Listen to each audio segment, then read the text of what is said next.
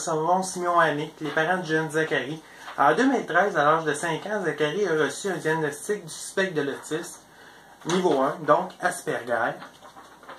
On va explorer avec eux comment ça s'est déroulé, qu'est-ce qui les a fait croire que Zachary était différent, qu'est-ce qu'ils ont ressenti au moment du diagnostic, comment que leur situation a évolué depuis, les services qu'ils ont reçus, qui les a aidés. Alors, Simon et Annick, bonjour et bienvenue. Bonjour. Aujourd'hui, nous recevons Simon et Annick, les parents du jeune Zachary. Lorsque Zachary avait 5 ans, en 2013, il a reçu un diagnostic de TSA. Aujourd'hui, nous allons explorer avec ses parents qu'est-ce qui les a mis la puce à l'oreille, qu'ont-ils ressenti au moment du diagnostic et comment leur situation a évolué depuis. Bonjour Simon et Annick, merci de me recevoir ici chez vous. Ça fait plaisir. OK. Votre fils a été diagnostiqué à l'âge de 5 ans. C'était quoi les signes qui vous ont fait croire qu'il pouvait avoir quelque chose de différent? En gros, au début, ça a été beaucoup ces crises. Il a fait beaucoup de crises assez phénoménales qui duraient des 4-5 heures là, à crier, à frapper dans les murs, frapper un petit peu partout, défaire sa chambre au grand complet dès l'âge de 2 ans et demi. C'est là que tranquillement, la petite fleur a fait son chemin tranquillement au niveau de notre tête, puis on a graduellement été vers des diagnostics un petit peu plus poussés là, pour l'aider. Et même si on veut faire une chronologie aussi de la vie de Zachary, au fond, dès sa naissance, on a remarqué des signes assez tôt, comme son appétit, comme ses crises, le fait que Zachary, ça a toujours été un enfant qu'on n'a jamais été capable de prendre dans nos bras, ça a tout le temps été un enfant qu'on est obligé de laisser faire. Ses crises, son non-contact visuel au début, ce qui fait en sorte que dès les premières semaines, les premiers mois, on avait déjà des soupçons. On a même consulté là, dès l'âge de 2 ans et demi. 2 ans et demi, la première fois qu'on a eu un psychologue avec lui. OK. Ouais. Puis pourtant, Zachary, malgré ses crises et le non-contact visuel, c'est un enfant qui est quand même fonctionnel. Oui. Puis quand il parle avec les gens, il nous regarde dans le visage. Oui.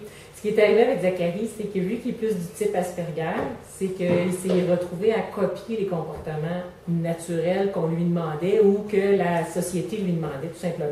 Fait qu'on s'est retrouvé que Zachary a appris malgré lui, à regarder dans les yeux, mais comme le pédopsychiatre nous disait, il ne regarde pas vraiment dans les yeux, il regarde à travers la personne, mais visuellement, quand on le regarde, ça ne paraissait pas nécessairement. Fait que c'est pour ça qu'aussi, ça a été plus vers 5 ans avant qu'il s'enligne vers ce côté-là, parce qu'il faisait faire les tests réguliers de casse-tête, de choses comme ça, puis il était en avance sur son âge, là, et à 2 ans et demi, il faisait les casse-têtes jusqu'à 5 ans, 6 ans, puis il répondait aux questions à l'adulte facilement. C'était plus la relation enfant qui était difficile pour lui. Ce qui est intéressant aussi dans notre cas, c'est qu'on a des personnes dans notre entourage très proche, un entourage très proche de Zachary, qui nous a beaucoup aidé à composer avec ça. Des gens qui travaillent un peu dans le milieu de la réadaptation scolaire. Donc, dès son jeune âge, avec les soupçons qu'on avait, on a réussi à travailler avec cette personne-là, justement, au contact visuel, à sa socialisation. Puis, un peu par rapport à ce que tu dis, ce qui nous a semé un doute à une certaine époque, c'est que quand on l'a consulté, la psychologue nous faisait peur que pour un Asperger, premièrement, on va diagnostiquer ça beaucoup plus tard, que ce soit chez un adolescent ou même un jeune adulte. Puis Zachary, étonnamment, réussissait à faire des jeux de rôle, des jeux de composition de rôle, ce qu'un enfant Asperger ne fait pas habituellement. Donc tout ça nous a un peu déstabilisé, ce qui a fait en sorte que pendant une certaine période de temps, on a arrêté les consultations. Puis on a fait avec, tout à fait. Puis aussi, vous m'avez déjà dit que Zachary faisait partie des autistes parce que je sais que 30% des autistes n'ont aucune difficulté à reconnaître les émotions, à les verbaliser, à en discuter. Puis Zachary était dans ce pourcentage-là. Oui. Donc, ça devait être plus dur à diagnostiquer encore. Oui, puis on a vraiment eu un bon personnel qui nous a suivis dans ce moment du diagnostic. Tout ça, qu'on est tombé sur les bonnes personnes au bon moment.